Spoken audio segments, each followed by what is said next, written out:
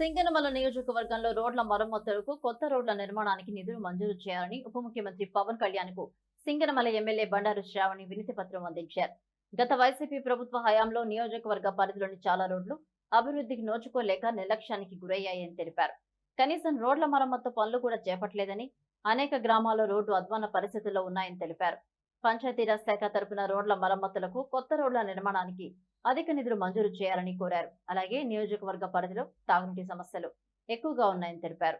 ఇటు పుట్లూరు, ఎల్లనూరు మండలాల్లో నీటి సమస్య పరిష్కారానికి గండికోట నీటి ప్రాజెక్టు ఎంతో సౌలభ్యంగా ఉంటుందని, జల్ జీవన్ మిషన్ ద్వారా నీటి ప్రాజెక్టులకు పంచాయతీరాజ్ శాఖ తరపున అనుమతులు ఇవ్వాలని కోరారు. విషయాలన్నీ విన్న ఉప ముఖ్యమంత్రి పవన్ కళ్యాణ్ సానుకూలంగా స్పందిస్తూ నిధుల మంజూరుకు కృషి చేస్తామని హామీ ఇచ్చారు.